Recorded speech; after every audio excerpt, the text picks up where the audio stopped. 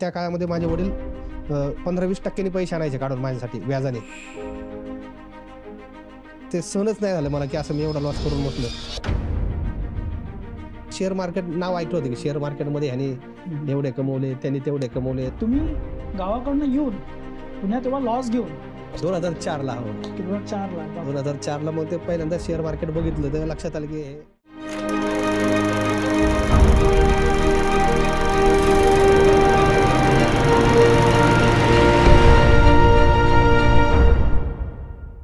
नमस्कार मित्रांनो, आजचे जे पाहुणे आहेत आपले पॉडकास्टचे, हे एक मोठं नाव आहे. त्यांचं इंट्रोडक्शन मी तुम्हाला देतो. ते एक फाउंडर आहे, चेअरमॅन आहे, मॅनेजिंग डायरेक्टर आहे भारती ग्रुपचे. भारती ग्रुपमध्ये भरपूर साऱ्या गोष्टी आहे. भारती शेअर मार्केट आहे, भारती बिझनेस कन्सल्टन्सी आहे, भारती रिसॉर्ट्स आहे, भारती सॉफ्टटेक आहे, आणखी भरपूर गोष्टी आहे. तर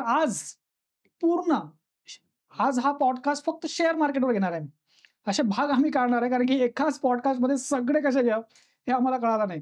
तर त्याच्यामुळे आम्ही भाग वाईज पॉडकास्ट रिलीज करतोय. तर पहिल्या भागात आम्ही शेअर मार्केट, त्याच्यात पूर्ण share market, trading, investment, mutual fund, SIP सगळ्या गोष्टी याच्यात आपण कव्हर करणार आहे आणि याचं इतकं नॉलेज तुम्हाला मिळणार आहे शेअर मार्केटचं. हा पॉडकास्ट फक्त शेवटपर्यंत तुम्ही जरूर हे बघा, कारण की या पॉडकास्टमध्ये तुम्हाला शेअर मार्केटचे जे काही कन्सेप्ट असतात ना, ते पूर्ण क्लिअर होईल आणि तुमची जी भीती आहे शेअर मार्केटबद्दल ते पूर्ण निघून जाईल याची मी खात्री तुम्हाला देतो. तर without any wasting any time directly भेटूयात रवींद्र सरांना. नमस्कार सर, तुम्ही टाइम दिल्याबद्दल खूप खूप धन्यवाद.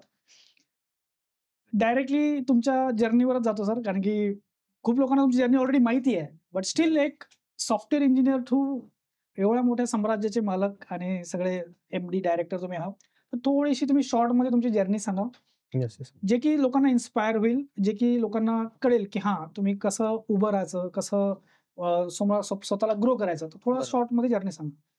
तर जर्नी सांगायचं म्हटलं तर 10वी पर्यंत एज्युकेशन जसं मराठी मीडियम आपल्या गावाकडचे सगळी मुलं असतात. 1ली ते 4थी आपलं 4थी पर्यंत शाळेमध्ये, 4थी ते 7वी वेगळ्या शाळेमध्ये दुसऱ्या गावामध्ये, नंतर 10वी पर्यंत असं गावाकडचं जसं टिपिकल असतं आपलं, तर तसं शिक्षण 10वी पर्यंत गावाकडे झालं. त्याच्यानंतर 10वी मध्ये मेरिटमध्ये आलो मी. अरे वा. मग हॉस्टेलला पुण्यामध्ये ऍडमिशन घेतलं. आमचं उरळी कांचन गाव आहे बोरेंदी, पुण्यापासून साधारणतः 30-35 किलोमीटर. तर ते यायला जायला लांब पडायचं म्हणून हॉस्टेलला ऍडमिशन घेतलं पुण्यामध्ये 11वीला. आणि मग ते हॉस्टेलची मुलं शेअर मार्केटमध्ये ट्रेडिंग करायची, हे करून रात्री संध्याकाळचा कमोडिटी मार्केटमध्ये ट्रेड करायची. आणि माझी रूम दुसऱ्या मजल्यावरती असायची आणि मी बघायचो ते पहिल्या मजल्यावरती सगळे एकत्र बसलेले असायचे मुलं आणि मोठी स्क्रीन त्याने टीव्ही लावलेला असायचा आणि त्याच्यावरती ते सारखे आकडे हलायचे. ते लाल हिरवं सारखे लुकलुक झुकझुक बघायचो मी. मला वाटलं अगोदर लॉटरी वगैरे काय नाही काय. तर म्हटलं बघ लॉटरी असेल हो, संध्याकाळचं चाललंय काहीतरी, आपल्याला लॉटरी बिटरी लावता येईल.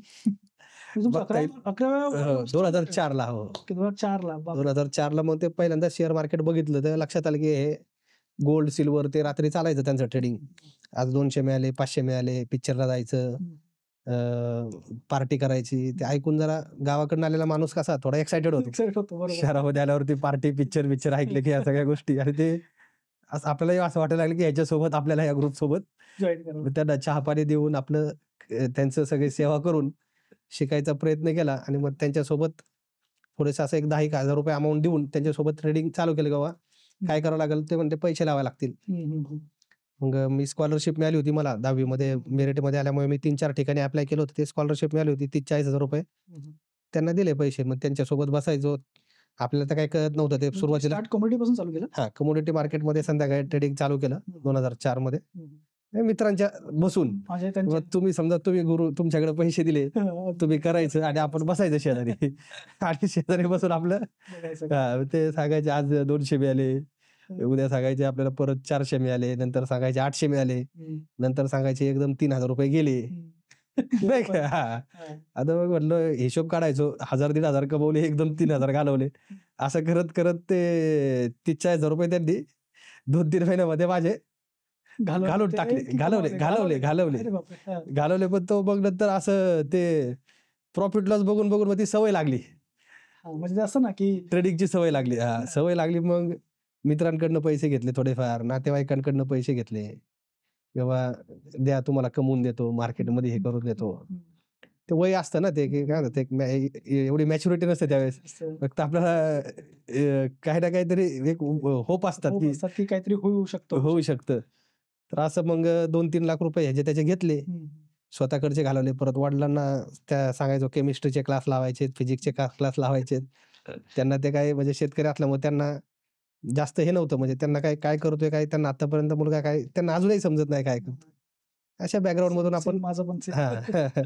अशा बॅकग्राऊंड मध्ये आलेलो आहे. त्याच्यामुळं कुठेतरी लॉस झाल्यानंतर मग असं वाटलं की यार आपण थोडंसं जरा चुकीचं करतोय हे. वडील आपले एवढे कष्ट करतायत आणि ॲक्चुअलमध्ये त्या काळामध्ये माझे वडील 15-20% नी पैसे आणायचे काढून माझ्यासाठी व्याजाने. म्हणजे किराणा मालाच्या दुकानदाराकडनं किंवा असं कुठले बापरे. छोटे सावकार असतात गावातले ह्याच्याकडनं. 20% व्याजाने म्हणजे जवळपास 5 महिन्यात डबल ते पैसे जातच नव्हते कधी. गावाकडचे जर खूपच जास्त टक्का नाही, नाही, असतो. नाही. आणि ते मग त्यांच्या शिव्या खाणं हे ते मी सगळं पाहिलं होतं डोळ्यांनी.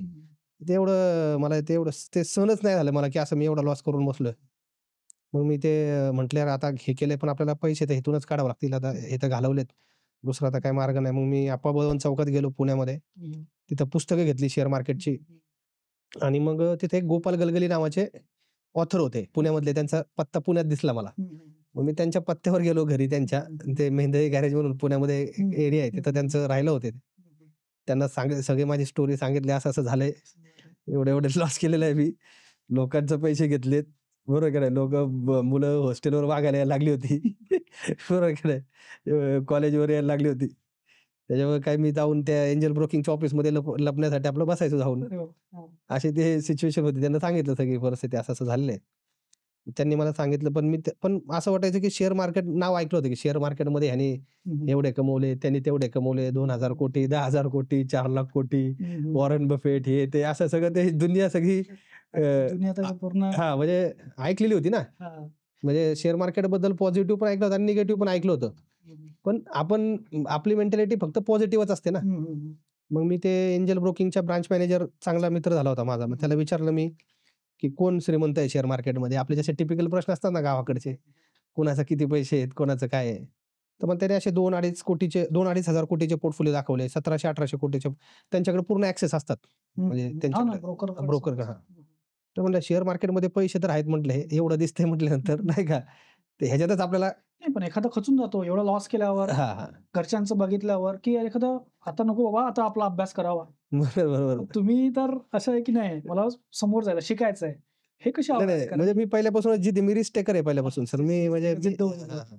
म्हणजे मी वन डे लाईफला बिलीव्ह करतो अजूनही सुद्धा. म्हणजे जसं मी लोकांना नेहमी सांगतो, की वाघासारखं, सिंहासारखं जगायचं. सिंह काय उद्याची शिकार करून ठेवत नाही. पण त्या वयात सर आज जातो आजच. कसं काय ते म्हणजे मग ते इनबिल्टच म्हणायचं. 11वीचे मुलं तुम्ही बघा, 12वीचे उठ म्हणलं तर उठतात, बस म्हणलं तर बसतात. बरोबर. पण तुम्ही गावाकडनं येऊन पुण्यात तेव्हा लॉस घेऊन तर एखादा शांत बसतो, बाबा जाऊ दे आता आपण नाही इकडे कानाला खडा, आता बरोबर. इकडे जाणार नाही. बरोबर. पण तुम्ही एक जिद्द घेतली की नाही हां, हां. ह्याच्यात सक्सेस होऊनच दाखवणार आणि आज तुम्ही इथं येस. डेफिनेटली ते खूपच येस. इन्स्पायरिंग आहे ऍक्च्युअली. हां, मग ते काय झालं? मग त्यांना म्हटलं, मग ते बघितलं होतं की बाबा आपल्याला शेअर मग करिअरसाठी हे चांगलं आहे. एवढं फिक्स झालं की हे करिअर आवड म्हणून निर्माण झाली आणि हां, ते पोर्टफोलिओ मोठा बघितलं की करिअर ह्यातच करायचं. काय करेल ते पुढं काय माहिती नव्हतं, पण ह्यात करायचं. मग ते गलगली सरांकडे गेलो, त्यांच्याकडे शिकलो. त्यांना म्हणलं, "सर मी असे-असे पोर्टफोलिओ पाहिले, ह्यांनी कसं काय कमवले?" तर ते म्हटले, "सर अरे बाळा ते इन्व्हेस्टर आहेत ओके आणि तू ट्रेडिंग करतोय." त्यांनी मला सांगितलं, मग त्यांनी मला तिथे 80-20 कन्सेप्ट क्लिअर झाला ट्रेडिंग. हां, मग तिथं मला त्यांनी 80-20चा रूल सांगितला. ते म्हटले, "तू 80% लाँग टर्म इन्व्हेस्टमेंट कर, 20% अमाउंट ट्रेडिंग कर." Very good. हां, मी म्हटलं, "पण आता पैसेच नाही राहिले 80-20 करायला." बरोबर का नाही? त्यांच्याकडनं शिकून परत 12,000 त्यांच्याकडनंच घेतले आणि त्यांनी मला सांगितलं पॉडकास्ट बघतील हसतील आता. 12,000 त्यांच्याकडनं घेतले. परत जर्नी चालू केली आणि ते म्हटले, "तू बोलतो चांगला." म्हणजे त्यांनी मला सांगितलं, "तुझ्यात बोलण्याचे स्किल्स चांगले आहेत. तर तू फ्रँचायझी घे," मला म्हटले शेअर मार्केटची. ओके. त्या काळामध्ये मग मी एंजल ब्रोकिंगची फ्रँचायझी घेतली वडिलांच्या नावावरती. माझं पॅन कार्ड वगैरे नव्हतं. वडिलांच्या नावावरती तो बिझनेस आहे आज. ते तसं त्यांच्याच नावावरती तो आहे खूप मोठा झाला माझा. आज 1.5 लाख क्लायंट बेस आहे आपला खूप मोठा आणि करोड्समध्ये खूप मोठा बिझनेस आहे. तर ती जर्नी तेव्हापासून चालू झाली 2008 साली मग मी फ्रँचायझी घेतली. आज तुमच्याकडे सर 1.5 लाख कस्टमर आहेत. हो, 1.5 लाख आमचे कस्टमर बेस. टाळ्या असू द्या. 1.5 लाख कस्टमर म्हणजे काय सोपं नाही आहे. ते ट्रेडिंग करतायत. राइट. अरे वाह! तर अशा पद्धतीने मग ती जर्नी सुरू झाली. मग तो सोबतच मग बिझनेस पण सुरू झाला माझा. आणि इन्व्हेस्टमेंट ट्रेडिंग ह्या दोन्ही जर्नी अशाच चालू राहिल्या पुढं. मग स्टेप बाय स्टेप ग्रो करत करत मग नंतर माझ्या लक्षात आलं की हे खूप मोठी नीड आहे मार्केटची. आज जसं मला लॉस झाला, बरेच लोक ह्याचं त्याचं ऐकून लॉस करतायत मार्केटमध्ये. करेक्ट. म्हणजे मला आता मी शोधत होतो मला कोण गुरु भेटेल, पण मला गुरु भेटत नव्हता त्यावेळेस. म्हणजे लक्षात आलं की ही नीड आहे मार्केटची. हे शिकवणारं कोण नाहीये. आता तर रील्स आहेत, तेव्हा तर रील्स वगैरे काय नव्हतं, शॉर्ट्स आहेत. तेव्हा तर एवढं मार्केटिंग मोबाईल नव्हता, तेव्हा तर असं काही जास्त नव्हतं, युट्यूब पण नव्हतं त्यावेळेस. नव्हतं, काही नव्हतं. आता तर रील्स आहेत, शॉर्ट्स आहेत. आणि तुम्हाला एक सांगतो, भरपूर जे हे रील्स आणि शॉर्ट काय करतात माहिती का, ट्रेडिंग. मी एवढे कमावले, मी 10,000 कमावले, मी 20,000 कमावले, सगळे प्रॉफिट दाखवतात. आणि प्रॉफिट दाखवून काय करतात, मी विप्रो मध्ये लावते एवढा प्रॉफिट आला, मी एवढे लावले, मी प्रॉफिट. खूप असे करतात काही. लॉस का दाखवत नाहीत कोणी. आता कसं असतं सर बघा, म्हणजे लोकांना प्रत्येकाला काय ना काय हे करायचंय, सेल करायचंय मार्केटमध्ये, प्रत्येकाला हे करायचंय. चालेल. तर मी लाईफमध्ये कधीच ते बिलीव्ह नाही केलं प्रॉफिट दाखवण्यावरती किंवा ह्याच्यावरती, म्हणजे कधीच नाही. म्हणजे एवढे आपले युट्यूब चॅनल आहेत भारतीय शेअर मार्केट मराठी. काही करतात लोक, असं झालं. हो, काही करतात ते लोक. काय करतात सर, ते दोन्ही पोझिशन लावून ठेवतात, बायची पण लावून ठेवतात, सेलची पण दोन्हीकडे ते पोझिशन लावतात. त्यांचं काय ब्रोकरेजात जाणार आहे, फक्त कुठली तरी एक प्रॉफिट मध्ये येणार आहे, बरोबर. त्यांना माहिती आहे, त्याच्यावरती एक साईडला ते करतात आणि तोच दाखवतात जो प्रॉफिट मधला आहे. लॉस काही दाखवत नाही, आणि त्याच्यामुळे लोकांना ते लोकांना अट्रॅक्ट करतं. मला काय नाही, लोकांनी प्रॉफिट साठी शेअर मार्केटमध्ये फक्त येण्यापेक्षा किंवा प्रॉफिट बघून दुसऱ्याचा येण्यापेक्षा अगोदर समजून घेतलं पाहिजे. मला वाटतं पेशन्स ठेवले पाहिजे. लगेच असं लालच न ठेवता एक थोडंसं एक शिकण्याच्या माध्यमातून अगोदर आलं की बाबा मला शिकायचंय, अगोदर शिकून घ्यायचंय आणि मग बघू काय करायचंय, करायचं का नाही करायचं. ह्या उद्देशाने जर युथ आहे ना, आजचा युथ हे अशा एक बघतो आणि स्वतः सेटअप करतो आणि पैसे लावतो आणि लॉस करतो, बरोबर. जसं तुम्ही स्टार्टिंगला गेलं ते तसं ते पण करतात, बरोबर. मग यांचं सोल्युशन काय? ह्याचं सोल्युशन एकच आहे. म्हणजे मला असं वाटतं की ह्या गोष्टींवरती की आपण ज्यावेळेस लोक येतात, म्हणजे आमच्याकडे ट्रेनिंग आहेत, लोक येतात, तर आम्ही खूप सांगतो लोकांना. पण काही लोकांना काय होतं, ते अक्कल विकत घेतल्याशिवाय लोकांना समजत नाही. काही लोकांना म्हणजे आपण किती सांगितलं ना, त्यांना ते करून बघायचं असतं. करेक्ट. म्हणजे 90% लोक असे असतात की आपण त्यांना अगोदर सांगा सगळ्या गोष्टी, पण त्यांना ते करून बघितल्या त्याच्या हात पोळल्यानंतरच ते शहाणे होतात. मग ही रिअलिटी आहे मार्केटची. ते पण तर त्यासाठी मला असं वाटतं की थोडंसं वेळ दिला की बाबा प्रॉफिटसाठी नाही यायचं मला मार्केटमध्ये, मला शिकण्यासाठी यायचंय. आणि मग मी शिकल्यानंतर माझ्या लक्षात येईल मला काय केलं पाहिजे, आणि मग त्या पद्धतीने पुढचे ऍक्शन प्लॅन बनवलं पाहिजे. असा एक भ्रम आहे सर की ट्रेडिंग मध्ये 90 to 95% लॉस मध्ये असतात लोक, बरोबर, आणि 5 ते 10% लोकच कमावतात.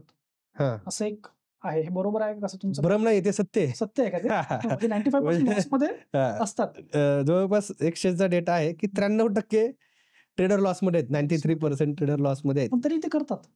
मग तेच सांगतो ना सर, म्हणजे काय होतं की ते एक हॅबिट लागलेली असते मार्केटची, आणि त्यांना ते करायचं असतं. काही लोकांना ते खेळायचंच असतं, म्हणजे पैसे असतात त्यांना ते घालवायचेच असतात, किंवा त्यांना तो इन्कम येत असतो रुटीन, ते करायचंच असतं. माझ्या हिशोबाने खूप मोठं मार्केट आहे, खूप मोठं मार्केट आहे. म्हणजे आज आपल्याला जवळपास म्हणजे आपण बघितलं तर आज 300-350 लाख करोडचं आपलं मार्केट कॅपिटल आहे टोटल पूर्ण एक्सचेंजचं जर आपण बघितलं तर. आणि ट्रेडर्स हे मार्केटमध्ये एवढा व्हॉल्यूम वाढलेला आहे आता, म्हणजे आपल्या कोविड नंतर एवढे लोक आले. आज मागच्याच महिन्यामध्ये NSEचं हे आलं होतं की 20 करोड डीमॅट अकाउंट होल्डर झाले त्यांच्याकडे, 20 करोड. म्हणजे खूप पब्लिक आज आपल्याकडे. मला वाटतं पॅन कार्ड होल्डर काहीतरी 45 करोडच्या आसपास मला वाटतं पॅन कार्ड होल्डर आहेत. 45 करोड का 60 करोड असं काहीतरी आपला फिगर आहे मला वाटतं. 45 करोड पॅन कार्ड होल्डर आहेत. आज त्यातले 20 करोड लोकांकडे डीमॅट अकाउंट आहे. म्हणजे जवळपास 50% मार्केट तर पॅन कार्ड होल्डरचं कॅप्चर झालं, आणि आणखीन समोर वाढत जाणार आहे. तर खूप मोठं मार्केट आहे, ह्याच्यामध्ये खूप साऱ्या संधी आहेत.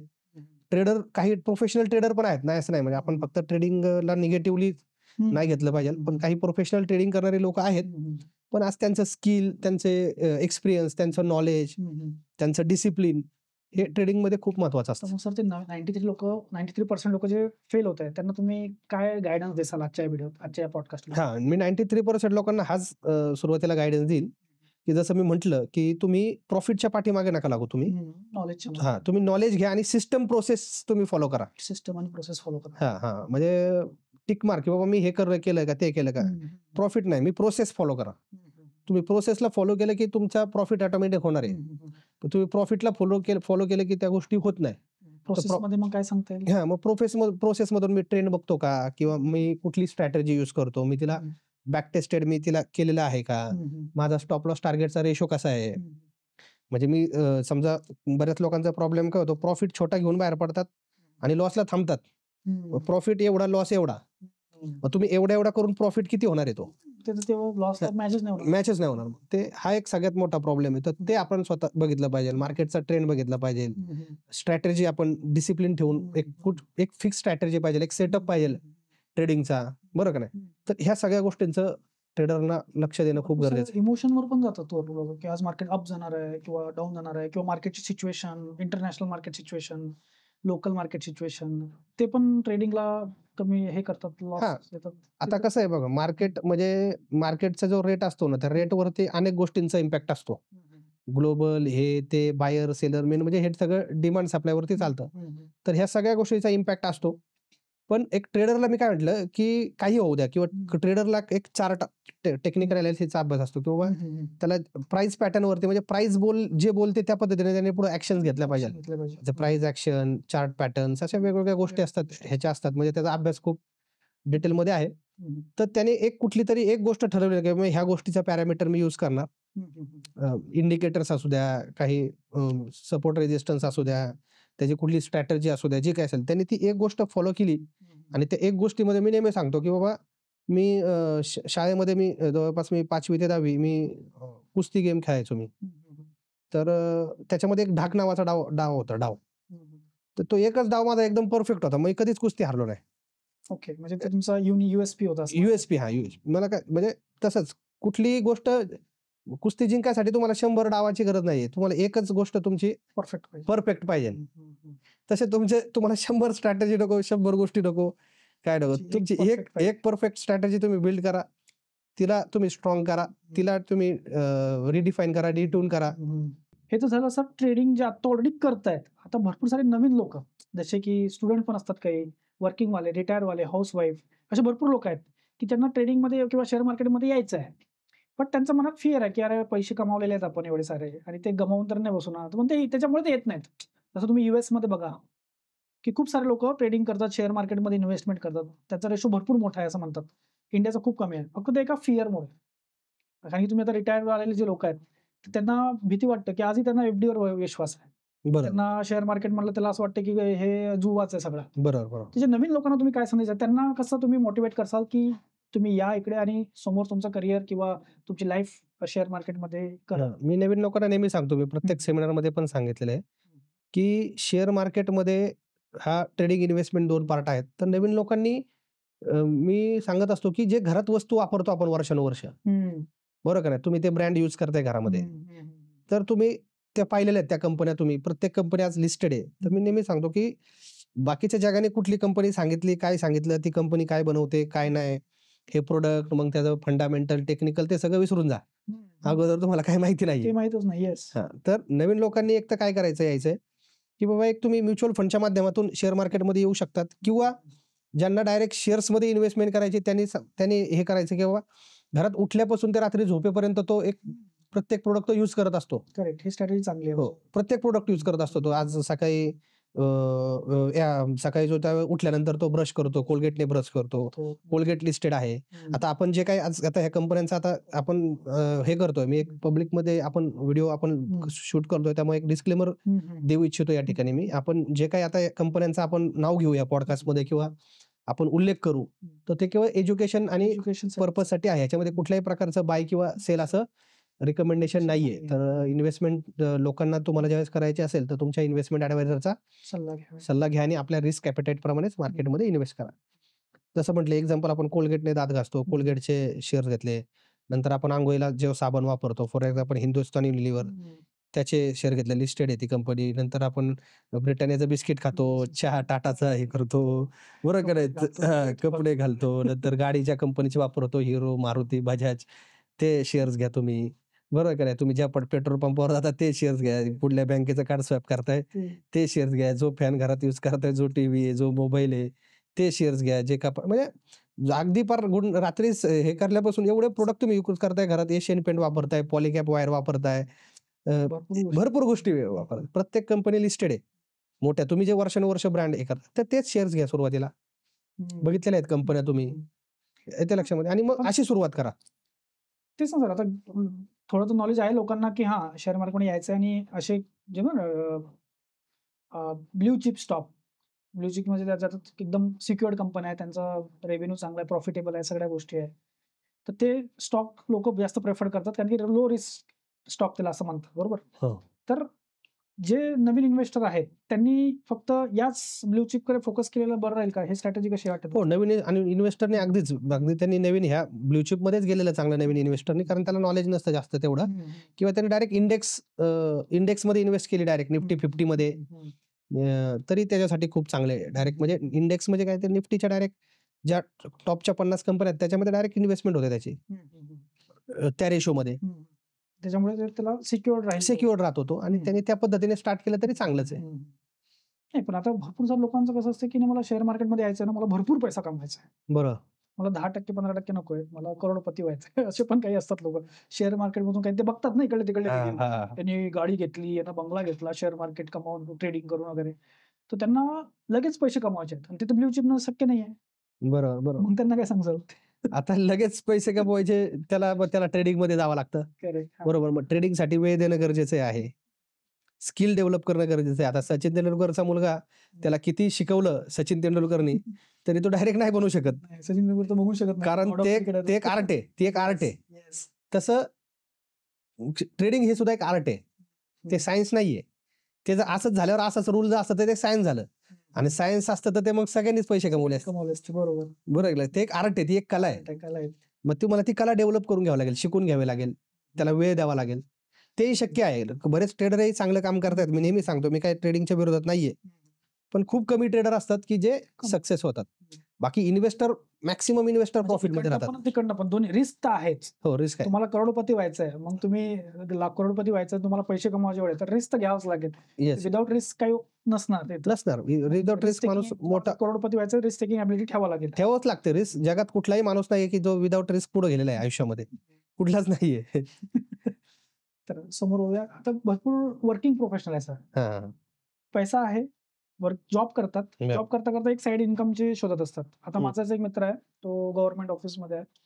तो म्हणतो सर मी खूप एमपीएससी युपीएससी अभ्यास केला, खूप रात्रंदिवस अभ्यास करायची सवय, आता जॉब लागला तिथं कामच नाही, काय 18 घंटे काम करणारा किंवा अभ्यास करणारा, तिथे गेल्यावर त्याला वाटतो की अरे मी इथं काय कुठं फसलो, मी एवढा अभ्यास, मी मेहनत करणारा आहे, पैसे कमवतोय, पण त्याला सेकंड इन्कम सोर्स साठी शेअर मार्केट बघतोय.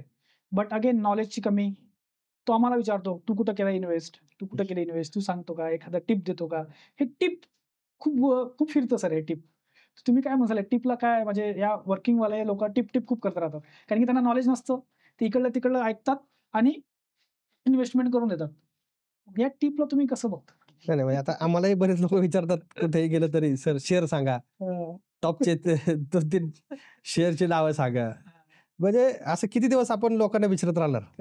करेक्ट. म्हणजे सिंपल आहे, सरळ या, भारती सरांचे शेअर मार्केट क्लासेस जॉईन करा, प्रॅक्टिकली सगळ्या गोष्टी शिका, सगळे प्रश्नाचे उत्तर मिळतील. म्हणजे क्लासेसच करा असं नाहीये. समजा शिकलं ते चांगलीच गोष्ट आहे, म्हणजे शिकून व्यवस्थित समजा एका प्रोसेस मधून घेणं, पण नॉलेज घेऊनच तुम्ही केलं पाहिजे. कुणाच्यावरती डिपेंड राहून तुम्ही जास्त दिवस नाही कुठल्याही ह्याच्यात सस्टेन करू शकत, बरोबर ना? कुठल्याही क्षेत्र असू द्या, दुसऱ्याच्या जीवावरती माणूस मोठा होऊ शकत नाही. मग शेअर मार्केटच सोडा, तुम्ही कुठलेही क्षेत्र घ्या. त्याच्यामुळे मला असं वाटतं की ह्याच्या त्याला विचारण्यापेक्षा स्वतः एवढे सक्षम बना, स्वतः एवढं नॉलेज घ्या की तुम्हाला कंपन्या सिलेक्ट करता येतील, कंपन्यांचा अनालिसिस करता येईल. सर ते झालंय, त्याचा पण बिझनेस झालाय, कोणाकडनं शिकावं? प्रश्न तो पण आहे ना, की कोणाकडनं शिकायला पाहिजे? भरपूर लोक आलेत मार्केटमध्ये, 999 रुपयात कोर्स घ्या, वेबिनार करा आणि शिकून घ्या, करोडपती बना, असे पण नाही वेबिनार सर. मग एक ट्रस्टेड कोणतरी नाव पाहिजे ना त्यांना, त्याच्याबद्दल मी बोलतोय. कारण की शिकाना तर शिकणार, युट्यूबवर मिळतं, फ्री पण आहे, सगळ्या गोष्टी आहे. तुम्ही पण फ्री सेमिनार घेतात खूप सारे, तुम्ही बघितले मी व्हिडिओ. बट तरी पण त्यांना कोणतरी एक हँड होल्ड करणारा पाहिजे, सपोर्ट. बरोबर. एक गुरु म्हणतात ना सर, आता प्रत्येकाचा गुरु असतो एक. बरोबर. तुम्ही पण सर आज 75,000 लोकांपेक्षा जास्त लोकांना ट्रेन केलेलं आहे शेअर मार्केटचं, त्यांना गुरु केलेला आहे. सो कसा हा अनुभव राहिला, इतक्या लोकांना तुम्ही शिकवलेला, आजही शिकवतायत, आणि कसा तुमचा अनुभव आहे? म्हणजे मी जसं तुम्हाला सांगितलं की माझ्याकडनं ज्या काही चुका झाल्या, तर मी 2008 साली ह्याला सुरुवात केली. तर मी ते एका पेपरवरती लिहून काढलं सगळं, की काय केलं पाहिजे, काय नाही केलं पाहिजे. शेअर मार्केटमध्ये काय करायचं याच्यापेक्षा काय नाही करायचं हे खूप महत्वाचं आहे. काय करायचं हे सगळ्यांना माहिती मोठी टीप आहे बरं आहे. हा. का नाही करायचं हे लिहून घ्या. करायचं काय माहिती ते. का नाही करायचं ते लिहून घ्या. मग ते काय नाही करायचं हे खूप महत्वाचं आहे की लोकांना. तर ते सगळं मी लिहून काढलं, माझी सगळी प्रोसेस बनवली आणि मग मी लोकांना शिकवायला सुरुवात केली आणि आपल्या सोप्या लँग्वेजमध्ये, की जसं मी अगदी शून्यापासून स्वतः ठेचा खाऊन पुढे आल्यामुळे प्रॅक्टिकली सगळं माहिती आहे काय होतं काय नाही होत. तर त्या सगळ्या गोष्टी मी उतरवल्या आणि लोकांना मी सांगायला सिंपल लँग्वेजमध्ये सुरुवात केली. तर लोकांना त्याच्यामध्ये खूप चांगला बेनिफिट झाला. लोकांची भीती गेली सगळ्यात महत्वाचं. आज भारतीय शेअर मार्केटमध्ये एवढे लाखो लोक का अटॅच आहेत, की लोकांना पहिल्या मराठी लोकांना वाटायचं की बाबा शेअर मार्केट आपलं काम नाही. हे लोकांमध्ये भीती होती. पण लोकांना माझ्या व्हिडिओ पाहिल्या, माझे लेक्चर्स अटेंड केले, लोकांनी माझे सेमिनार अटेंड केले, त्यांच्या डोक्यात ती भीती गेली किंवा एक कर्जबारी शेतकरी कुटुंबातला मुलगा, एक सिंपल एक व्यक्ती जर चांगलं शेअर मार्केटमध्ये काम करू शकतो तर आपण पण करू शकतो. हे त्यांना एक त्यांच्यामध्ये एक पॉझिटिव्ह एनर्जी आली त्यांच्यामध्ये. आणि मग त्यांना सोप्या लँग्वेजमध्ये मी सांगितलं, शिकवलं मार्केट, सगळ्या गोष्टी समजून सांगितल्या, लोकांना आवडल्या, त्या समजल्या. सगळ्यात महत्वाचं समजल्या त्यांना त्या. त्यांनी त्याच्यावरती ऍक्शन घेतली, लोकांना बेनिफिट झाला आणि मग लोकांना सांगत गेली. आणि अशाच पद्धतीने मग हे भारतीय शेअर मार्केटचं हे आपलं नाव वाढत गेलं आणि लोकांना त्याचा चांगला फायदा होत गेला. आता सर सगळ्यात महत्वाचं, आज खूप सारे वर्किंग प्रोफेशनल्स आहेत की सॅलरी येते सॅलरी आणि दुसऱ्या दिवशी किंवा 5 तारखेनंतर 10 तारखेनंतर गायब. त्यांना शेअर मार्केटमध्ये यायचं आहे बट सॅलरी जातच नाही, संपून जातं. डेटमध्ये अडकलेलं आहे. EMI, कार घे, गाडी घे, आयफोन घे. मग अशा लोकांना तुम्ही काय कसं शेअर मार्केटमध्ये कसे येतील, त्यांना डेप्थ कमी कसं करतील ते आणि त्यांचा इन्व्हेस्टमेंटची माइंडसेट कसे करतील, तर ते त्यांना कसं गाईड करसाल तुम्ही? बरोबर. म्हणजे तुम्ही जसं बोलले की ही रिअल परिस्थिती आहे, मार्केटची सिच्युएशन आहे की पहिले 5-10 तारखेनंतर लोकांकडे सगळं साफ. साफ होत जातं. म्हणजे आपण बघतो आजकाल लाईफस्टाईल अशी झालेली आहे की बाबा खाऊ पिऊ ऐश करो. यानं गाडी घेतली तर मला गाडी घ्यायची, याला ह्याने घेतली तर आयफोन घेतला तर मला पण. आज असे आपण बघतो की ऍड बघतो की 15,000 रुपये सॅलरी आहे आणि 1.5 लाखाचा आयफोन आहे. फोन आहे. खरंच आहे सर. ते मध्ये तर ते आयफोनच्या जाहिराती अशा दाखवत होती की एक बाबा तर ते मुलगा तर आई त्याची भाजी विकत होते आणि तो बाबा आयफोन नाही घेतलं तर मी आत्महत्या करल. अरे बापरे. म्हणजे मला जर पहिल्यांदा नाही, आणि ते पण पहिल्याच दिवशी त्याला ते मोटिवेशन, एक्साइटमेंट की मी पहिला त्याचा बाहेर असला पाहिजे. माइंडसेट मधून सर कसे निघतील लोक आणि त्यांना कधी समजेल की इन्व्हेस्टमेंट किती महत्वाची आहे? आणि ह्या गोष्टी काय होत्या, ह्या सोशल मीडियामुळे असं हे झालेलं आहे सगळं की लोकांना त्यातून काय घ्यायचं आणि काय नाही हे लोकांना समजत नाहीये. त्यांनाच कसं गाईड करतात? हा, तर सगळ्यात महत्वाचं जे लोक आता तुम्ही म्हटले की सॅलरीचं आहे, तर एक फायनान्शियल प्लॅनिंग मध्ये आम्ही सगळे फायनान्शियल प्लॅनर असू द्या किंवा काय असू द्या, एक रूल सांगतो आम्ही, एक 50-30-20चा रूल म्हणतो आम्ही, की नेहमी 50% जो काय आपला इन्कम असतो तो आपल्या जो काही गरजा असतात, मूलभूत गरजा, अन्न, वस्त्र, निवारा, भाडं, नीड्स आहेत त्या आपल्या, किंवा रेंट असेल, मुलांचं शिक्षण असेल, ज्या गरजा आहेत त्या आपल्याला त्या भागवल्याच पाहिजे, त्याला पर्याय नसतो, तो खर्च आपण टाळू शकत नाही. तर त्याच्यावरती 50% आपण स्पेंड करू शकतो. दुसरी गोष्ट ते झालं नीड. त्याच्यानंतर 30% वॉन्ट्स. मग ते वॉन्ट्स, मग त्याच्यामध्ये आयफोन आला, बाकीच्या गोष्टी आल्या, चांगले ब्रँडेड शूज आले, XYZ सगळ्या गोष्टी, गाडी आली. हा, तरी 20% मात्र इन्व्हेस्टमेंट केलीच पाहिजे. मग काही झालं तरी मग त्यासाठी काय करायचं, पगार आल्या 20% अगोदर इन्व्हेस्ट करायचं, अगोदर करायचे. म्हणजे अगोदर एक्सपेन्स करून मग जे काय सेव्ह होतात ते इन्व्हेस्ट नाही करायचे. अगोदर सेव्ह करून जे इन्व्हेस्ट करून जे शिल्लक राहतात ते एक्सपेन्स करायचे. हे डिसिप्लिन लागत नाही ना, हे प्रॉब्लेम आहे लोकांचा. मग तो एक EMI समजायचा आपला. ते EMI समजायचा आणि ते ऑटोमॅटिक SIP तून किंवा ते म्हणून ते डिसिप्लिन. सॅलरी आल्या त्या दिवशी आपली ती SIP गेलीच पाहिजे किंवा ती इन्व्हेस्टमेंट गेलीच पाहिजे ऑटोमॅटिक. असं समजा EMI आहे, EMI समजायचा तो. आणि मग अगोदर ते पैसे 20% अगोदर इन्व्हेस्ट करायचे आणि मग खर्च. हे डिसिप्लिन जर ठेवलं. पॅटर्न बघितलाय सर. SIP करतात लोक, म्युच्युअल फंड बघतात आणि चांगला थोडा पोर्टफोलिओ बनला, घे एखादी गाडी, घे एखादा बंगला, किंवा असं अगेन लायबिलिटीज मध्ये घ्या. लायबिलिटी आणि ऍसेट मध्ये तुम्ही थोडं एक्सपेक्ट. आता माझं काय म्हणणं माहितीये का, आपण पैसा कमवतो, आपण आपलं एक लाईफस्टाईल पण जगली पाहिजे. करेक्ट. मग तुम्ही त्या गोल साठी जर तुम्ही SIP केली असेल गाडीच घेण्यासाठी, तर ती घेतलीच पाहिजे. करेक्ट. आपल्याला जे लाईफ एकदाच आहे, मी नेहमी सांगतो माणसाचा जन्म एकदाच आहे. तुम्ही ह्या कसं होतं, काही गोष्टी काही चांगल्या वयातच झालेल्या योग्य असतात. करेक्ट. बरोबर आहे. तुम्ही 50-60चे झाल्यानंतर तुमच्याकडे BMW मर्सिडीज काय उपयोग नाहीये, हे तर लक्षात तुमच्या. उगाच आयुष्यभर जीव बरोबर मारायचं आणि मग परत ते दवाखान्याला घालवायचं, तर ह्याही मेंटॅलिटीचा मी नाहीये. तर तुम्ही ज्या गोलसाठी तुम्ही केलेलं आहे ते गोल तुम्ही त्या गोलसाठी ती SIP करा. ते गोल बिंदास गाडी घ्या, बिंदास तुम्हाला जे काय काढून नको घेऊ मग. हा नाही. आणि लोन सुद्धा असलं पाहिजे. मी काय म्हणतो माहितीये का, कम्फर्ट झोन मध्ये माणूस मोठा होऊ शकत नाही. करेक्ट. लोन पाहिजे पण योग्य गोष्टींसाठी, किंवा आपल्या टोटल इन्कमच्या एक तर 30-35% लोन ठीक आहे. इन्कमच्या तेवढा EMI तुम्ही घेऊ शकता. तेवढी रिस्क मला वाटतं घेतलीच पाहिजे प्रत्येकाने. नाही पण आजकाल बघतो ना सॅलरी 5 दिवसात. हा तेच तर त्यासाठी तेच उपाय आहे. 30% तुम्ही जे म्हणताय 30% पर्यंतच तुम्ही सपोज 1 लाख सॅलरी आहे तुमची, तर 35,000 पर्यंत EMI तुमचा चालू शकतो. पण सर होम लोनच आज तुम्ही 90% पर्यंत म्हणजे तुमची सॅलरी आहे सपोज 1 लाख, 90,000 पर्यंत EMI देतात. हा मग अशा लोकांना ते फायनान्शियल डिसिप्लिन नाहीच आहे ना, मग त्यांना प्रॉब्लेम येणार आहे ना. त्यांना ते कायम त्यांना ऑक्सिजनची गरजच लागणार. त्यांना बाहेरच्या ऑक्सिजनची त्यांना गरज लागणार. ते सरळ श्वास घेऊ शकत नाही. ते त्यांना सारखं इकडून तिकडून ते फायनान्शियल डिसिप्लिन मध्ये येत नाही. ते 35% पर्यंत EMI ठीक आहे. जो तेव्हा त्याच्या क्रॉस करतो किंवा काय चालतो तर त्यावेळेस चॅलेंजेस खूप चालू होतात सर, की 50-30-10 सॉरी 50-30-20 हा 50% तुमच्या नीड्स, 20% वॉन्ट्स आणि 20% सेव्ह करून इन्व्हेस्ट करा. तर ते हे रूल्स सेव्ह नाही, इन्व्हेस्ट करा. ते जर फॉलो सेव्ह न करू इन्व्हेस्ट करा. त्या पैशाला कामाला लावा. राईट. एक तर share market, mutual fund. Sir mutual fund आणि SIP काय असं काय मला. हा आता SIP हा म्युच्युअल फंडचा पार्ट आहे. म्युच्युअल फंड मध्ये 2 गोष्टी असतात, SIP आणि लमसम. SIP म्हणजे एक मी सिस्टमॅटिक दर महिन्याला एक टप्प्याटप्प्याने पैसे टाकतो. मंथली जाईल SIP. हा आणि समजा माझ्याकडे 1 लाख रुपये आहेत, मी दर महिन्याला 10,000 इन्व्हेस्ट करतो, ते झाले SIP. ओके. किंवा माझा पगार 1 लाख रुपये, मी दर महिन्याला 20,000 रुपये इन्व्हेस्ट करणार, ते झाले SIP झालं. आणि माझ्याकडे 5-10 लाख रुपये आहेत आणि मी ते एकदम इन्व्हेस्ट केले तर ते झालं लमसम. तर SIP आणि लमसम हे म्युच्युअल फंडचा पार्ट आहे.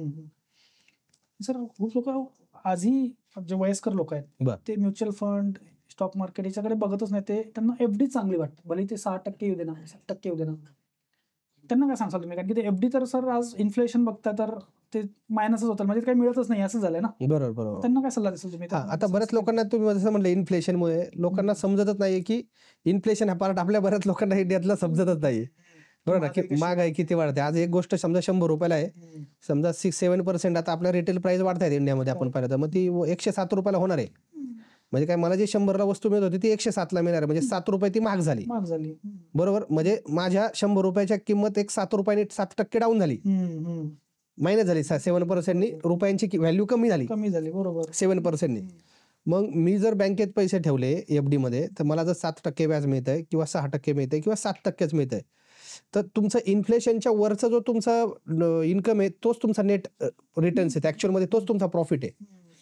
मग तुम्ही जर समजा तुम्हाला 7% बँकेत मिळतात आणि 7% इन्फ्लेशन आहे, मग तुमचं रिटर्न्स, नेट रिटर्न्स किती झाले? 0.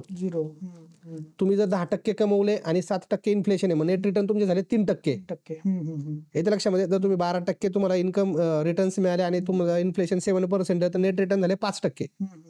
तुम्ही ते 7 सोडूनच द्यायचे. ऍक्च्युअल खरी ग्रोथ म्हणजे तुमचे इन्फ्लेशनच्या वरचे रिटर्न्स आहेत. बरोबर. तर हे लोकांना समजणं आजच्या काळामध्ये खूप गरजेचं आहे. तुम्हाला जर जगापेक्षा जर तुम्हाला फास्ट ग्रो करायचं असेल तर तुम्ही इन्फ्लेशन पेक्षा जास्त रिटर्न्स देणाऱ्या ऍसेट्स मध्ये आपण इन्व्हेस्टमेंट केली पाहिजे. इन्फ्लेशन एकदा गव्हर्नमेंट डेटा देतो. आज तुम्ही भाजीपाला घ्यायला गेला ना, काल ते 10 रुपयाची पालकाची असते, उद्या ते 30 रुपयाची पण होते. बरोबर. ते 10% ग्रोथ झाली नाही. बरोबर, 300% ग्रोथ झाली. ऍक्च्युअली तुम्ही तेल बघसाल ना, 100 रुपये होतं तर ते 130 झालं, 30% झालं. बरोबर. पण ते इन्फ्लेशन कसं कॅल्क्युलेट करतात तेच आम्हाला कळत नाही कधी कधी, कारण की होतं ना असं कमी जास्त पण होतं ना. हो, त्याचं wholesale price index, wholesale price index वगैरे ते मोठ्या लेवलला एक ओव्हरऑल अक्रॉस द इंडस्ट्री ते काढलं जातं. त्यामुळे माझं असं म्हणणं आहे की FD मध्ये इन्व्हेस्ट करणं तितकं रिलेव्हंट नाहीये. थोडंसं आज आपण 1 रुपया ज्यावेळेस कुठेही इन्व्हेस्ट करतो तर अगोदर एकच स्वतःला प्रश्न विचारायचा की इन्फ्लेशन पेक्षा किती जास्त मिळणार आहेत. करेक्ट. 60% सोडून किती मिळणार, म्हणजे त्याच्यावर किती मिळणार आहे, अशाच ऍसेट्स क्लासमध्ये मी इन्व्हेस्टमेंट करणार, तर तुम्ही मोठे होणार आहे. नाही तर इन्फ्लेशन तुमचे रिटर्न्स खाऊन टाकणार, महागाई वाढणार, आपल्याला लाईफमध्ये ग्रोथ मिळणार नाही. आणि प्रत्येकाने फायनान्स बद्दल आजच्या काळामध्ये सिरियस होणं खूप गरजेचं आहे. पैसे आले गेले, नाहीतर तुम्ही मग मिडिओकरच लाईफ तुम्ही जगणार शेवटपर्यंत हीच परिस्थिती राहणार. 5 तारीख 10 तारीख मुलांना स्ट्रगल, आपल्याला स्ट्रगल, जे आपलं आयुष्यभर गेलं तेच पुढं, नाही का. घर घर की कहाणी जो आहे, नाही का, वो बदल नाही सकती फिर. जर काहीतरी चेंज करायचं असेल प्रॉपर फायनान्शियल प्लॅनिंग करणं गरजेचं आहे. investment सिरियसली करणं गरजेचं आहे. फायनान्सला सिरियसली घेतलं पाहिजे. नॉलेज हे घेतलंच पाहिजे जर बदलायचं असेल तर. स्वतःची लाईफ जर हे जे ह्याच नॉलेजवर जर आतापर्यंत आलाय तेच करत राहिला तर तिथंच राहाल किंवा खालीच येसाल. खाली जाणार आहे मोस्टली, वर जाऊ शकत नाही. ते नॉलेज पुढे घेऊन नाही जाऊ शकत. सर एक आजचा ट्रेंड काय मला वाटतं तुम्हाला, पुढचे 10 वर्ष कोणते इंडस्ट्री आहे ते बूम करतील? जसं आता आर्टिफिशियल इंटेलिजन्स सगळीकडे आलंय, ए आय. बट असं वाटतं कधी कधी ए आय हा फुगाच आहे का फक्त? कारण की फ्युचरमध्ये ए आय आला आणि बंद पडलं. रोबोटिक्स आलतं खूप आलतं, नंतर ते थोडं कमी झालं. रोबोटिक्स ड्रोन आले भरपूर आले, नंतर मग ते एकदम कमी झालं. तुम्हाला काय वाटतं ए आय किंवा फ्युचरमध्ये कोणते इंडस्ट्री बूम करणार आहे? हे बघा, आता माझं कसं म्हणणं असतं, म्हणजे आता आम्ही इन्व्हेस्टमेंट करतो ना, की काही एक 5% 10% नवीन इंडस्ट्रीमध्ये करणं ठीक आहे. 5% फक्त 5-10% हो, म्हणजे त्या बेट करणं त्या नवीन सेक्टरवरती. हो 5-10% बेट करणं त्या इंडस्ट्रीमध्ये. शक्यतो स्टेबल झालेल्या इंडस्ट्रीजमध्ये आपण हे केलं पाहिजे की कॅप्टिव्ह मार्केट जे असेल, की बाबा नवीन इनोव्हेशन पेक्षा जे गोष्टी लागणारच आहेत, बरोबर का नाही? इन्फ्रा असू द्या, बाकीच्या सगळ्या गोष्टी असू द्या, फार्मा असू द्या, IT असू द्या, बँकिंग फायनान्स असू द्या, ह्याच्यामध्ये तुम्हाला काही इनोव्हेशन जास्त नाही दिसणार, पण जे टेक यूज करतायत त्या क्षेत्रामध्ये अशा कंपन्यांमध्ये आपण इन्व्हेस्ट करणं चांगलं आहे. आणि नवीन हे AI वगैरे ह्या गोष्टी डेव्हलप तर होत राहणार, त्यात तुम्ही 5-10% बेट तुम्ही इन्व्हेस्टमेंट करा. बाकी सगळ्या गोष्टींमध्ये आपलं एक्सपोजर असणं सगळ्या सेक्टरमध्ये मला वाटतं गरजेचं आहे. सांगसाल ते 5-10% कोणत्या कंपनीज किंवा कोणत्या जे म्हणतात ना इंडस्ट्री कोणती? आता बघा, म्हणजे आता बऱ्यापैकी आपण जे बघतो आपलं, म्हणजे गव्हर्नमेंटचा फोकस आपण बघायचा बजेटमध्ये काय आहे, तर जसं ग्रीन एनर्जी वरती गव्हर्नमेंटचा फोकस आहे. मग इलेक्ट्रिक कार जशा म्हणतात, मग त्या रिलेटेड कुठल्या कंपन्या आहेत, की ज्या सोलार एनर्जी रिलेटेड कुठल्या कंपन्या आहेत, विंड एनर्जी रिलेटेड कुठल्या कंपन्या आहेत, हे ते लक्षामध्ये. मग त्या कंपन्यांना डायरेक्ट त्या कंपनीला हात न घालता मग त्या कंपन्यांना सप्लाय करणाऱ्या कंपन्या कोणत्या आहेत? करेक्ट, ते पण बघा. थोडंसं बॅक ह्याला जायचं, बॅकवर्ड इंटिग्रेशन करायचं. लोकांना त्या फक्त कंपन्या माहिती असतात की ज्या बनवतायत ते, मग त्या कंपन्याला सप्लाय कोण करते, त्यांना मेजर त्यांना जास्त फायदा होणार आहे, तर त्या कंपन्यांमध्ये इन्व्हेस्ट करायचं. हे तर लक्षात, डेटा माहित नसतं ना, हे डेटा माहित नाही पडत ना, तर तो अभ्यास करणं गरजेचं आहे. तोच म्हणून हे आपण जे म्हणतो एक्सपर्ट कुठल्या इंडस्ट्रीमध्ये, कारण एखाद्या इंडस्ट्रीमधला आम्ही नेहमी एक्सपर्टच्या सल्ल्यावरती बिलीव्ह करतो. आज मोठमोठे मुकेश अंबानी असतील, अदानी ग्रुप असतील, यांच्याकडे खूप मोठमोठे ऍडवायझर आहेत, प्रत्येक क्षेत्रातले ऍडवायझर आहेत, सल्लागार आहेत. बिल गेट्स सुद्धा म्हणतात, मी कुठल्याही गोष्टीला, मी अगदी साधं क्रिकेट जरी खेळायचं म्हणलं तरी सोबत कोच असतो, पत्ते जरी खेळायचं म्हटलं तरी सोबत कोच असतो, गुरु असतोच. ते म्हणतात त्या गुरुने 20-25 वर्ष घातलेले आहेत, मला तेवढी घासायची गरज नाही, मला 5 मिनिटात सांग काय विषय ते, बरोबर का? तुझा काय जबरदस्त तुझं काही चार्ज आहे ते सांग मला 5 मिनिटात. 25 वर्ष घालायचे नाही, मला 25 वर्ष नाही घालायचे तेवढ्यासाठी, तेवढे वर्ष नाहीत माझ्याकडे. तर मला लोकांना तेच सांगणं आहे की काय आपली जी कॅपॅसिटी असेल त्या लेव्हलचा, आपल्या लेव्हल प्रमाणे गुरु बनवा. करेक्ट, आणि पुढे जा. येस. सर आज ग्लोबल, जसं तुम्ही नाव घेतलं अदानी ग्रुप झालं किंवा अंबानी, भरपूर सारे मोठे मोठे ग्रुप्स आहेत, आणि ते हे जे मोठे मोठे शेअर्स आहेत सर, आणि ग्लोबल काय एखादी न्यूज येते, हिंडरबर्गची एखादी न्यूज आली, हे असे आहेत ते तसे आहेत, आणि पूर्ण मार्केट डाऊन होऊन जातं. तर मग ते ग्लोबल मार्केट इंडियाला कसं काय, म्हणजे ते इकॉनॉमी कसं काय कमी करतोय आपली? त्याच्यावर आता हे कसं आहे माहितीये का, हे एक काय म्हणतात आपण, हे वॉर आहे एक प्रकारचं, डेटा वॉर आहे, किंवा आपण काय म्हणू शकतो, किंवा हे एक प्रकारचं इकॉनॉमिकल वॉर आहे. आता न्यूज येते, शेअर खाली पडतो, बरोबर आहे का नाही, किंवा आपल्या इकॉनॉमीला लगेच त्या इम्पॅक्ट होतो त्याचा एवढ्या मोठ्या प्रमाणावरती. आता मी जर असं बघतो ह्या गोष्टीकडे की बाबा ठीक आहे, म्हणजे प्रत्येकाच्या लाईफमध्ये माणूस मोठा झाल्यानंतर ह्या अडचणी येणारच. माणूस ज्याच्या आयुष्यामध्ये अडचणी आहेत ह्याचाच अर्थ तो मोठा आहे. करेक्ट, बरोबर ना? जो काही करत नाही त्याला अडचणीच येणार नाही, सगळ्यात महत्वाचं. करेक्ट. म्हणून असे ग्रुप जे आहेत, मला तरी वाटतं की, आणि आपली लोक लगेच व्हिडिओ बनवतात त्या गोष्टींवरती, असं व्हिडिओ बनवतात त्याचे 5 लाख कोटी गायब झाले, त्याचे लाल डोळे करून अगदी त्याला इन्व्हेस्टर आता म्हणजे ते बियर आला, पूर्ण मार्केट पैसे खाऊन गेला, म्हणजे 200 मार्केट 200.66 पडलं तरी मार्केट ढासळलं, कोलमडलं, असे म्हणजे शब्द न्यूजवाले पण हे करतात, बरोबर का नाही? म्हणजे ते असं झालं की बीपी, आता माणसाचा नॉर्मल हार्टबीट आहे त्याला 2%, 80 ते 120 मध्ये चालणारच आहे, पण 80 ते 85 झालं म्हणजे ते हे झालं नाही का, ते असं म्हणजे त्याचं हे केलंय मीडियाने, सगळं मसाला लावून त्याला खूप मोठ्या लेवलला केलेलं आहे. तर माझं काय म्हणणं आहे की अशा गोष्टींनी थोडंसं आपल्या लोकांनी बघितलं पाहिजे की बाबा आपल्या इकॉनॉमीशी लोक खेळतायत, बाहेरचे लोक, किंवा ह्या गोष्टी आज त्या उद्योजकामुळे पूर्ण देश चालू आहे. करेक्ट. आज आज लोक उद्योजकांना शिवाय घालतात आज लोक मोठ्या लोकांना. आणि एक काय जातं एक लोअर क्लासची काय असते, एक म्हणजे हे असते, एक मेंटॅलिटी असते एक ह्यांची, की बाबा ते नेहमी श्रीमंतांना शिवाय देत असतात. म्हणजे मी बघायचो, किंवा आज आपण सुद्धा त्या लेवलमधून गेलेलो आहे, तर त्या सोबत जर्नीमधूनच गेलेलो आहे. तर ते बघितलेले आजूबाजूचे लोक किंवा आपले काय म्हणतात किंवा काय, त्या कारण आपण त्या परिस्थितीतून गेलेलो आहे. तर त्यांना असं वाटतं की हे मोठे लोक लुबाडून चोऱ्या करून मोठे झालेले आहेत, हे लय असे झालेले आहेत, एक त्यांचा समज असतो. आज मागची कोणाला दिसत नाही. आज कुठलाही माणूस, लक्षात घ्या, कुठलाही माणूस म्हणजे जो सक्सेसफुल व्यक्ती आहे, आज त्याने ते गुण त्याच्यामध्ये अक्वायर केल्याशिवाय किंवा तो ऑनेस्ट असल्याशिवाय तो वर जाऊ शकत नाही. करेक्ट. लक्षात घ्या, हे सगळं तिथून हँडल होतंय सगळं, आणि तो काही कोणालाही वर नाही आणत. करेक्ट. ज्याची काबिलियत आहे, ज्याची काबिलियत आहे, जो इमानदार आहे, इमानदार आहे, तो त्यालाच वर नेतो. त्यालाच वर नेऊ शकतो. त्याला सहन करायची शक्ती आहे त्याच्यामध्ये तेवढी, त्यालाच त्याने वर नेलेलं आहे. करेक्ट. आज तुम्ही आम्ही चर्चा करून उपयोग नाही, हा चोर आहे, तो चोर आहे, बरोबर का नाही? हे तर लक्षामध्ये. आज आपल्याला हेच कळत नाही, आपण जर आपण श्रीमंत लोकांना जर आपण निगेटिव्ह बोलत असू तर आपण कधीच श्रीमंत होणार नाही. करेक्ट. करेक्ट. कारण तुम्हाला निगेटिव्हिटीच फेल होणार, पॉझिटिव्ह निगेटिव्हिटीच अट्रॅक्ट करणार. तुम्ही श्रीमंतीला निगेटिव्हली घेताय, करेक्ट.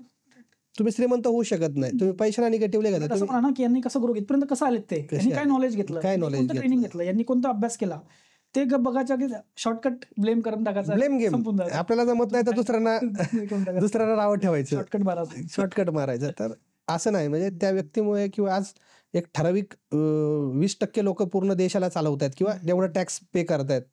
आज बाकी पब्लिक किती आज टॅक्स पेयर आहे, तुम्ही विचार करा ना.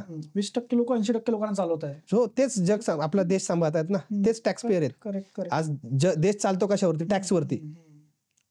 असं म्हटलं तर सर, आज आपल्याला इकॉनॉमीमध्ये 3 नंबर, अर्थव्यवस्था 3 नंबरला यायचं, 2 नंबरला यायचं. पण सर पहिल्या नंबरला अमेरिका, दुसऱ्या नंबर चायना, तिसऱ्या नंबर आता जपान आहे, चौथ्या नंबरला आपण आहे. 5 ट्रिलियन पर्यंत आहे वाटते जपान. राईट. आपली आहे 4 पॉईंट समथिंग. आता म्हणणार आहे तिसऱ्या नंबरला येणार आहे. तिसऱ्या नंबरला. तर काय अट्रॅक्ट करतं आपल्याला की आपली इकॉनॉमी वाढेल? म्हणजे फक्त एफडी इन्व्हेस्ट, म्हणजे एफडीआय जे बाहेरून येतात त्याच्यामुळेच वाढणार, की आणखी काय वाटतं तुम्हाला की आपली इकॉनॉमी वाढेल? आता बघा, तसं बघायला गेलं ना तर आपला इंडियाचा जीडीपी सगळ्यात फास्ट ग्रो होता आता.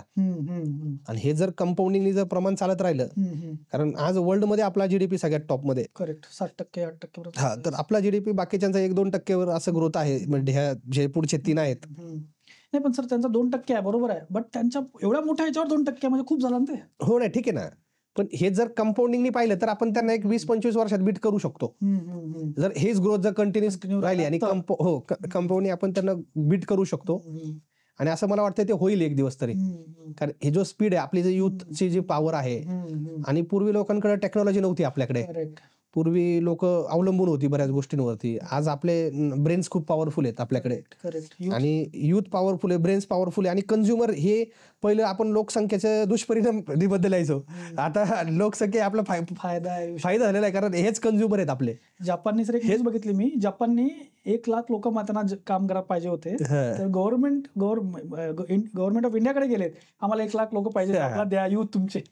आज ही लोकसंख्या आपली पॉवर झालेली आहे. करेक्ट. आपण निबंध लिहिले की लोकसंख्येचे दुष्परिणाम कसे थांबवायचे, पण आज लोकसंख्या हीच ताकद झालेली आहे आपली.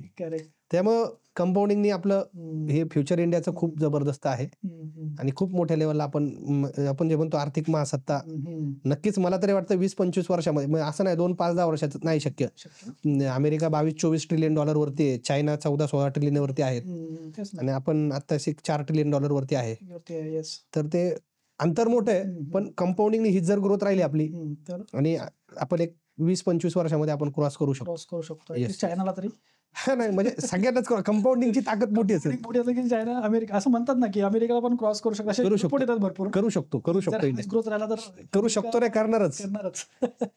एवढ्या 25-30 वर्षामध्ये 100% होणार ती, जर ही सिच्युएशन राहिली तर. ठीक आहे सर, एक रॅपिड फायर घेऊया तुमच्या सोबत. येस. ट्रेडिंग की इन्व्हेस्टमेंट? ट्रेडिंगला तुम्ही नाहीच म्हणताय? नाही म्हणतो असं नाही. आता तुम्ही मला दोन्हीपैकी याच वरून असतं ना ते, की तुमचं प्रेफर्ड इन्व्हेस्टमेंटला प्रेफर्ड. मी स्वतः आता इन्व्हेस्टमेंट जास्त फोकस करतो. Very good. स्टॉक की म्युच्युअल फंड? स्टॉक. एफडी की mutual fund? Obviously mutual fund. For trader sir, commodity चांगलं की इक्विटी? कमोडिटी ट्रेडरसाठी खूप चांगलं आहे. कम्युनिटी चांगलं commodity market yes. Community market चांगलं आहे. कम्युनिटीमध्ये सर थोडंसं माहिती द्या बरं. कमोडिटी म्हणजे काय होतं ट्रेडर्ससाठी आज बघतो आपण एक तर मार्केट सकाळी 9:15 ते 3:30 टाइम शॉर्ट आहे आणि भरमसाठ कंपन्या आहेत 5,000 कंपन्या. इकडं कम्युनिटीचा बेनिफिट काय आहे, सकाळ 9 ते रात्री 11:30-12 पर्यंत ऑफिस सुटल्यानंतर पण ट्रेडरला ट्रेडिंग करता येईल आणि एक मोजक्या 4-5 कमोडिटी चांगल्या आहेत. Gold, silver, crude oil, copper, nickel, lead, zinc, aluminium ह्याच्या पलीकडे काय नाहीये हे तर लक्षात तुमच्या. तर त्याला फोकस होईल ना. म्हणजे मी स्टॉक पेक्षा कम्युनिटीला जास्त प्रेफर. ट्रेडरसाठी commodity market. Yes. Sir small cap, mid cap की large cap? Flexi cap. Flexi म्हणजे सगळ्यांचं मिक्स. Flexi cap. हा किती पर्सेंट मिक्स? 50, 30, 20 अगेन. 50 कोणाला सर? लार्ज कॅपला 50, मिडला 30, 30, 20. 30-20. 30 कोणाला देतात तुम्ही? मिड कॅपला 30, स्मॉल कॅपला 20. सर असं करून तो कधी रिस्क कमी झाली मग त्याची?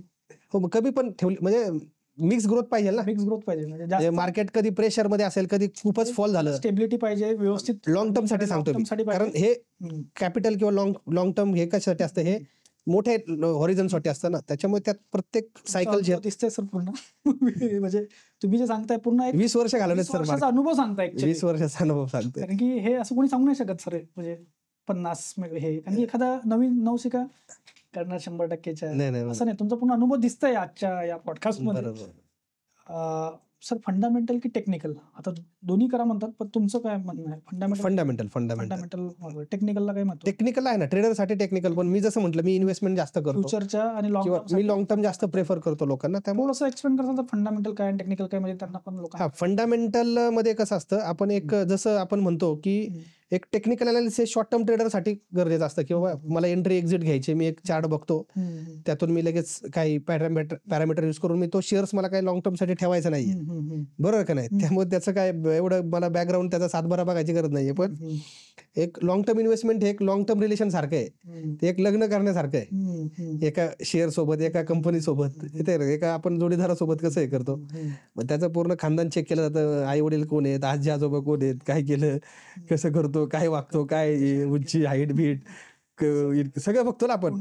सगळं बघतो. तसं ते हे फंडामेंटल काय गरजेचं आहे, लॉंग टर्म तुम्हाला शेअर्स निवडायचं आहे. मग ते किती वर्षा जुनी कंपनी आहे, जीडीपी पेक्षा किती ग्रो करते, त्याचं प्रमोटर्स कोण आहे, कंपनीवरती कर्ज किती आहे, कंपनीचं प्रॉफिट मार्जिन किती आहे, कंपनीचे प्रोडक्ट सेल्स किती ग्रोथ आहे, ह्या सगळ्या गोष्टी चेक करूनच त्याच्यामध्ये आपण इन्व्हेस्ट केली पाहिजे. क्वांटिटी की क्वालिटी? क्वालिटी. म्हणजे भरपूर लोक असे असतात ना की हा हे 10 रुपयाचा आहे, माझ्याकडे 1000 रुपये आहेत, तर हे खूप सारे शेअर मिळतात. बरोबर. रिलायन्सचा तर एकच मिळू शकतो एवढ्या पैशात. पण रिटर्न्स त्यांना पर्सेंटेज मध्ये मिळणार आहेत, क्वांटिटी मध्ये नाही. करेक्ट. हे कळत लोकांना. रिटर्न्स हे पर्सेंटेज मध्ये आहेत, त्याच्यामुळे क्वांटिटी किती असू द्या फरक पडत नाही. अजून एक सर, ते असतात ना की पेनी स्टॉक. आता मी हर्षद मेहताचं मी बघितलं सर, ते पेनी स्टॉक खूप लोक बघतात की पेनी स्टॉक पटकन वरू शकतो. 50 पैशाचा आहे आज, तर 2 रुपये तरी झाला तरी आपले पैसे खूप सारे डबल तिबल होतं, असे न्यूज असतात मार्केटमध्ये. आणि ते रिस्क पण तेवढी असतात. आणि असे पण लोक त्या पेनी स्टॉक, जसं हर्षद मेहता भरपूर स्टॉक पेनी स्टॉकला पण फोकस करतात आणि बल्कमध्ये क्वांटिटी विकत घेतात. त्याच्यामुळं पेनी स्टॉक बद्दल तुमचं काय म्हणणं आहे? मी सर नावातच पेनी आहे, लक्षात घ्या. पेनी मध्ये तुम्हाला पेनीच मिळणार आहे, त्यात काही जास्त बोलायचीच गरज आहे. नावातच पेनी आहे, तुम्हाला पेनीवरच समाधान व्हावं लागणार आहे. पेनीमध्ये असं ब्रोकर जास्त पैसे कमवतात. ठीक आहे. म्हणजे मूवी आहे तो वॉल स्ट्रीट वाला, की त्याच्यात वुल्फ ऑफ वॉल स्ट्रीट मी बघितलं, त्यात पेनी स्टॉक विकून तो करोडपती आणि अब्जपती बनतो. ठीक आहे. ते खूप म्हणजे रेअर ब्रोकरच कमवतात त्याच्यात असं. ते म्हणजे पेनी, मी तर पेनीच्या विरोधात मध्येच आहे. पेनी तुम्ही करून तुम्हाला पेनीच मिळणार आहे, बरोबर आहे. त्यामुळे त्याच्या मी सांगतो लोकांना नादी लागू नका. आजचं जे पॉडकास्ट आहे गाईज, तुम्ही खरंच खूप एन्जॉय केला असेल मला खात्री आहे. आणि नेक्स्ट आहे आम्ही नेक्स्ट पॉडकास्ट बनवणार आहे बिझनेस कसा ग्रो करायचा. जे उद्योजक आहेत, बिझनेस ओनर आहेत, त्यांच्यासाठी हा पॉडकास्ट आम्ही नेक्स्ट पॉडकास्ट शूट करतोय. त्याच्यात आम्ही बिझनेसला ग्रो कसं करायचं, बिझनेसला टीम कशी हँडल करायची, बिझनेसमध्ये सिस्टीम कशा आणायच्या, बिझनेसमध्ये मार्केटिंग कशी करायची, सेल्स कशी करायची, म्हणजे पूर्ण बिझनेसबद्दल. आणि बिझनेसला छोटा बिझनेस तो 100 कोटी 1000 कोटीबद्दल सर तुम्हाला गाईड करतील. आणि तो पॉडकास्ट नक्की बघायचा आहे. हा तर बघितलाच आहे तुम्ही, तो पण पॉडकास्ट बघायचा. त्याच्यासाठी सबस्क्राईबचं बटन नाही दाबलं तुम्ही तर तुमचा लॉस आहे, माझा तर काही लॉस होणार नाही आहे. दाबसाल तर फायदा होईल. समोर आणखी हेच नाही, त्यांचा रिसॉर्ट आहे. रिसॉर्ट कसं त्यांनी एक इमॅजिन केलं आणि ते कसे रिसॉर्टला डेव्हलप करून आज एक छान रिसॉर्ट डेव्हलप केलं त्याचा पण आम्ही पॉडकास्ट घेणार आहे. असे 3 भाग आम्ही बघू सर पुढे, पण 4था भाग पण आणायचा प्रयत्न करू, बघू कसं Yes, आपल्याला yes, करायचं. yes, yes. आणि खूप जबरदस्त तुम्हाला नॉलेज आणि हे आम्ही या पॉडकास्ट सिरीज मधून देणार आहे.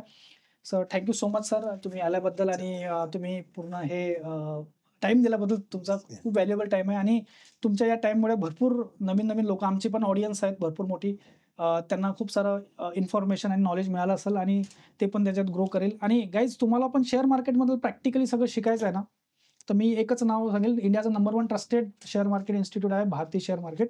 हे नंबर वगैरे खाली डिस्क्रिप्शनमध्ये दिलेले आहेत. इन्क्वायरी नक्की करा आणि शिका आणि नंतर इन्व्हेस्ट करा, ते बरं राहील. Thank you so much for watching this podcast.